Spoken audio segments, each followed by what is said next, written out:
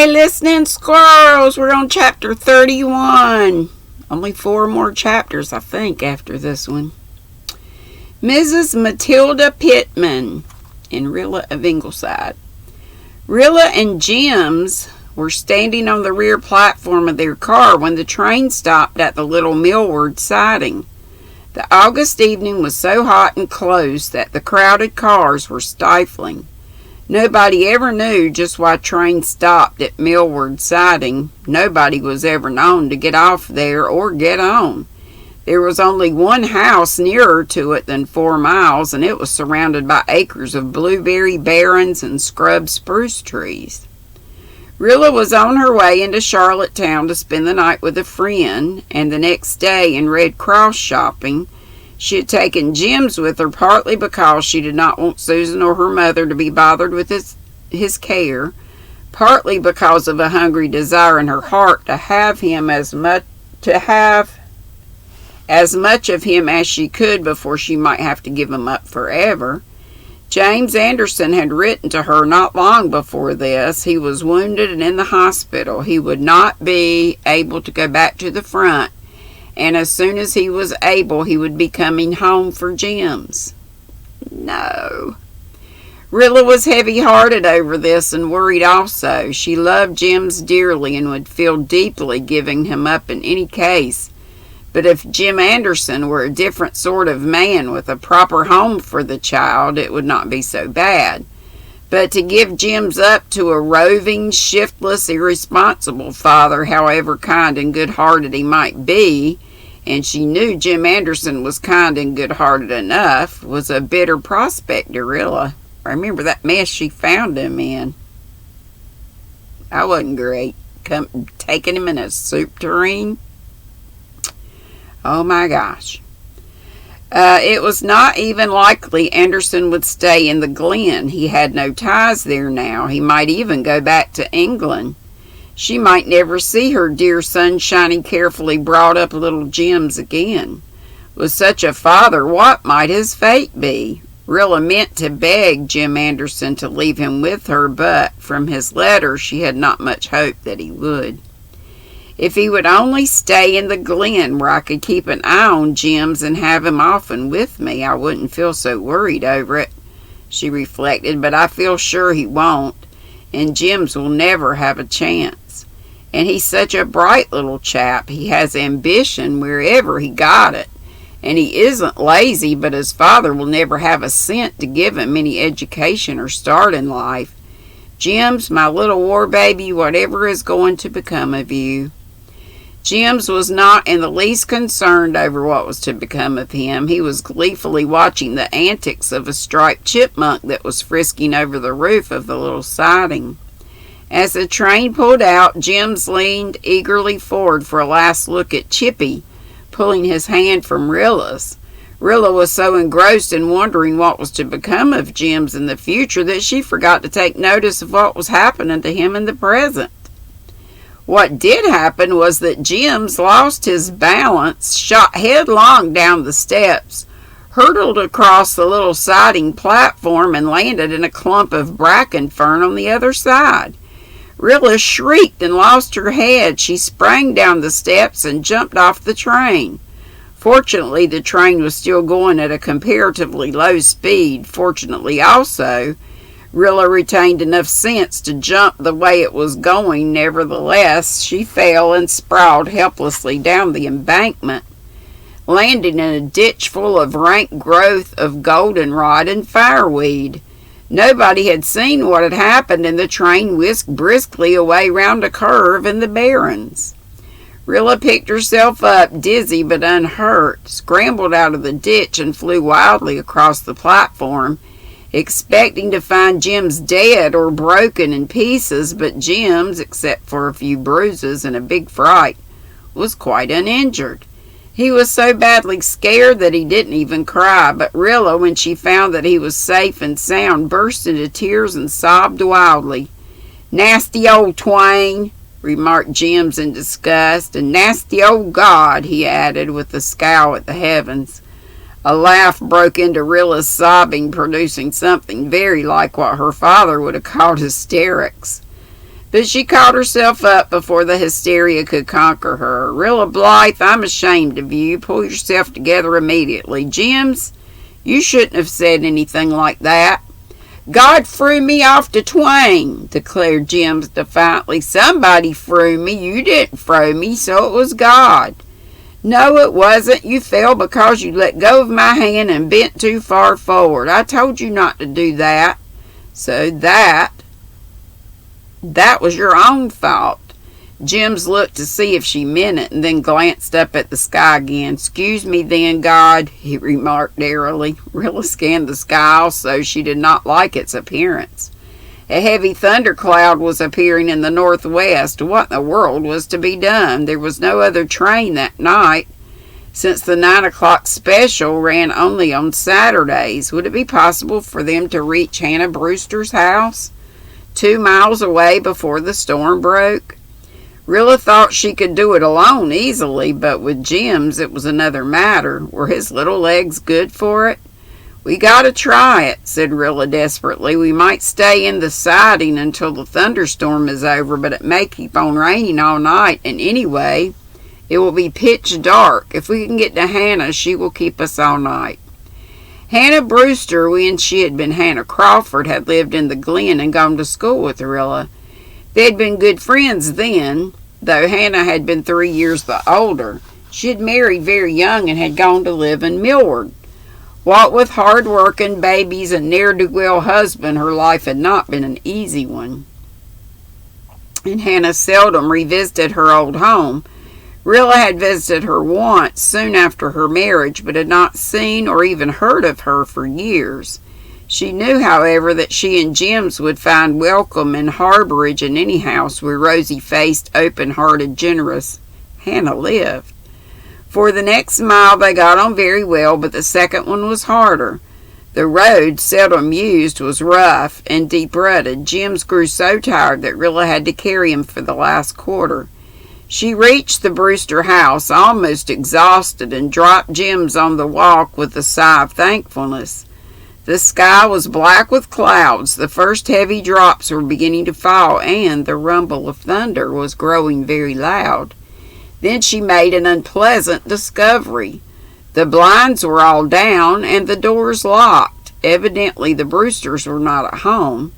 Rilla ran to the little barn. It too was locked. No other refuge presented itself. The bare, whitewashed little house had not even a veranda or porch. It was completely dark now, and her plight seemed desperate. "I'm going to get in if I have to break a window," said Rilla resolutely. "Hannah would want me to do that. She'd never get over it if she heard I'd come to her house for refuge in a thunderstorm and couldn't get in." Luckily, she did not have to go to the length of actual housebreaking. The kitchen window went up quite easily. Rilla lifted Jims in and scrambled through herself just as the storm broke in good earnest. "Oh, see all the little pieces of thunder!" cried Jims in delight as the hail danced in after them. Rilla shut the window and with some difficulty found and lighted a lamp. They were in a very snug little kitchen. Opening off it on one side was a trim, nicely furnished parlor, and on the other a pantry which proved to be well stocked. "I'm going to make myself at home," said Rilla. "I know that's just what Hannah would want me to do. I'll get a little snack for Jims and me, and then if the rain continues and nobody comes home, I'll just go upstairs to the spare room and go to bed. There's nothing like acting sensibly in an emergency. If I had not been a goose when I saw Jims fall off the train, I'd have rushed back into the car and got someone to stop it. Then I wouldn't have been in this scrape. Since I'm in it, I'll make the best of it. This house," she added, looking around, "is fixed up much nicer than when I was here before. Of course, Hannah and Ted were just beginning housekeeping then, but somehow I've had the idea that Ted hasn't been very prosperous. He must have done better than I've been led to believe. When they can afford furniture like this, I'm awfully glad for Hannah's sake. I bet you it's not even theirs anymore. It's somebody totally different. Maybe a man for Rilla. Wouldn't that be great?" The thunderstorm passed, but the rain continued to fall heavily. At 11 o'clock, Rilla decided that nobody was coming home. Jims had fallen asleep on the sofa. She carried him up to the spare room and put him to bed. Then she undressed, put on a nightgown she found in the washstand drawer, and scrambled sleepily in between very nice lavender-scented sheets. She was so tired after her adventures and exertions that not even the oddity of her situation could keep her awake. She was sound asleep in a few minutes. Rilla slept until 8 o'clock the next morning and then wakened with startling suddenness. Somebody was saying in a harsh, gruff voice, "Here, you two, wake up! I want to know what this means." Rilla did wake up promptly and effectually. She had never in all her life wakened up so thoroughly before. Standing in the room were 3 people, one of them a man, who were absolute strangers to her. The man was a big fellow with a bushy black beard and an angry scowl. Beside him was a woman, a tall, thin, angular person with violently red hair and an indescribable hat.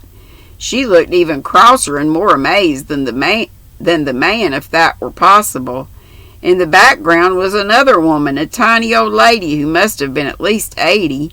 She was, in spite of her tininess, a very striking-looking personage. She was dressed in unrelieved black, had snowy white hair, a dead white face, and snapping, vivid, coal-black eyes. She looked as amazed as the other 2, but Rilla realized that she didn't look cross. Rilla also was realizing that something was wrong, fearfully wrong. Then the man said more gruffly than ever, "Come now, who are you and what business have you here?" Rilla raised herself on one elbow, looking and feeling hopelessly bewildered and foolish. She heard the old black and white lady in the background chuckle to herself. "She must be real," Rilla thought. "I can't be dreaming her." Aloud she gasped, "Isn't this Theodore Brewster's place?" "No," said the big woman, speaking for the first time. "This place belongs to us. We bought it from the Brewsters last fall. They moved to Greenvale. Our name is Chapley." Poor Rilla fell back on her pillow, quite overcome. "I beg your pardon," she said. I thought the Brewsters lived here. Mrs. Brewster is a friend of mine. I'm Rilla Blythe, Dr. Blythe's daughter from Glen St. Mary. I was going to town with this little boy, and he fell off the train, and I jumped off after him, and nobody knew of it. I knew he couldn't get home last night, and a storm was coming up, so we came here, and when we found nobody at home, we just went in through the window and made ourselves at home." "So it seems," said the woman sarcastically. "A likely story," said the man. "We weren't born yesterday," added the woman. Madam Black and White didn't say anything, but when the other 2 made their pretty speeches, she doubled up in a silent convulsion of mirth, shaking her head from side to side and beating the air with her hands. Rilla, stung by the disagreeable attitude of the Chapleys, regained her self-possession and lost her temper. She sat up in bed and said in her haughtiest voice, "I do not know when you were born or where, but it must have been somewhere where very peculiar manners were taught. If you will have the decency to leave my room, this room, until I can get up and dress, I shall not transgress upon your hospitality." Rilla was killingly sarcastic. "Any longer, and I shall pay you amply for the food we have eaten, and the night's lodging I have taken." The black and white apparition went through the motion of clapping her hands, but not a sound did she make. Perhaps Mr. Chapley was cowed by Rilla's tone, or perhaps he was appeased at the prospect of payment. At all events, he spoke more civilly. "Well, that's fair. If you pay up, it's all right." "She shall do no such thing as pay you," said Madam Black and White in a surprisingly clear, resolute, authoritative tone of voice. "If you haven't got any shame for yourself, Robert Chapley, you've got a mother-in-law who can be ashamed for you. No stranger shall be charged for room and lodging in any house where Mrs. Matilda Pittman lives. Remember that. Though I may have come down in the world, I haven't quite forgot all decency for all that. I knew you was a skinflint when Amelia married you, and you've made her as bad as yourself. But Mrs. Matilda Pittman has been boss for a long time, and Mrs. Matilda Pittman will remain boss. Here you, Robert Chapley, take yourself out of here and let that girl get dressed, and you, Amelia, go downstairs and cook a breakfast for her. Never in all her life had Rilla seen anything like the abject meekness with which those two big people obeyed that mite. They went without a word or look of protest. As the door closed behind them, Mrs. Matilda Pittman laughed silently and rocked from side to side in her merriment. "Ain't it funny?" she said. "I mostly lets them run the length of their tether, but sometimes I has to pull them in, and then I does it with a jerk. They don't dast aggravate me because I've got considerable hard cash, and they're afraid I won't leave it all to them. Neither I will. I'll leave 'em some, but some I won't, just to vex 'em. I haven't made up my mind where I'll leave it, but I'll have to soon, for at 80 a body is living on borrowed time. Now you take your time about dressing, my dear, and I'll go down and keep them mean scalawags in order." "That's a handsome child you have there. Is he your brother?" "No, he's a little war baby I've been taking care of because his mother died and his father was overseas," answered Rilla in a subdued tone. "War baby? Well, I'd better skin out before he wakes up or he'll likely start crying. Children don't like me, never did. I can't recollect any youngster ever coming near me of its own accord. Never had any of my own. Amelia was my stepdaughter. Well, it saved me a world of bother. If kids don't like me, I don't like them, so that's an even score. But that certainly is a handsome child." Jims chose this moment for waking up. He opened his big brown eyes and looked at Mrs. Matilda Pittman unblinkingly. Then he sat up, dimpled deliciousness, pointed to her, and said solemnly to Rilla, "Pretty lady, Rilla, pretty lady." Mrs. Matilda Pittman smiled. Even 80 odd is sometimes vulnerable in vanity. "I've heard that children and fools tell the truth," she said. "I was used to compliments when I was young, but they're scarcer when you get as far along as I am. I haven't had one for years. It tastes good. I suppose now, you monkey, you wouldn't give me a kiss." Then Jims did quite a surprising thing. He was not a demonstrative youngster and was chary with kisses even to the Ingleside people. Chary? Chary. But without a word he stood up in his bed, his plump little body encased only in his undershirt, ran to the footboard, flung his arms around Mrs. Matilda Pittman's neck, and gave her a bear hug, accompanied by 3 or 4 hearty, ungrudging smacks. "Jims," protested Rilla, aghast at this liberty. "You leave him be," ordered Mrs. Matilda Pittman, setting her bonnet straight. "Laws, I like to see someone that isn't scared of me. Everybody is. You are, though you're trying to hide it. And why? Of course Robert and Amelia are, because I make 'em scared on purpose, but folks always are, no matter how civil I be to them. Are you going to keep this child?" "I'm afraid not. His father's coming home before long." "Is he any good? The father, I mean." "Well, he's kind of nice, but he's poor, and I'm afraid he always will be," faltered Rilla. "I see. Shiftless, can't make or keep. Well, I'll see. I have an idea. It's a good idea, and besides, it will make Robert and Amelia squirm. That's its main merit in my eyes, though I like that child, mind you, because he ain't scared of me. He's worth some bother. Now you get dressed, as I said before, and come down when you're good and ready." Rilla was stiff and sore after her tumble and walk of the night before, but she was not long in dressing herself and Jims. When she went down to the kitchen, she found a smoking hot breakfast on the table. Mr. Chapley was nowhere in sight, and Mrs. Chapley was cutting bread with a sulky air. Mrs. Matilda Pittman was sitting in an armchair knitting a gray army sock. She still wore her bonnet and her triumphant expression. "Set right in, dears, and make a good breakfast," she said. "I'm not hungry," said Rilla almost pleadingly. "I don't think I can eat anything, And it's time I was starting for the station. The morning train will soon be along. Please excuse me and let us go. I'll take a piece of bread and butter for Jim's." Mrs. Matilda Pittman shook a knitting needle playfully at Rilla. "Sit down and take your breakfast," she said. "Mrs. Matilda Pittman commands you." Everybody obeys Mrs. Matilda Pittman, even Robert and Amelia. "You must obey her too." Rilla did obey her. She sat down, and such was the influence of Mrs. Matilda Pittman's mesmeric eye. She ate a tolerable breakfast. The obedient Amelia never spoke. Mrs. Matilda Pittman did not speak either, but she knitted furiously and chuckled. When Rilla had finished, Mrs. Matilda Pittman rolled up her sock.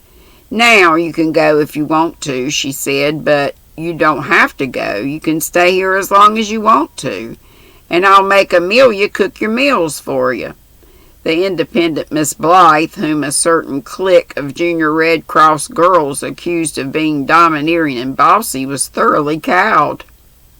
"Thank you," she said meekly, "but we really must go." "Well then," said Mrs. Matilda Pittman, throwing open the door, "your conveyance is ready for you. I told Robert he must hitch up and drive you to the station. I enjoy making Robert do things. It's almost the only sport I have left. I'm over 80 and most things have lost their flavor except bossing Robert."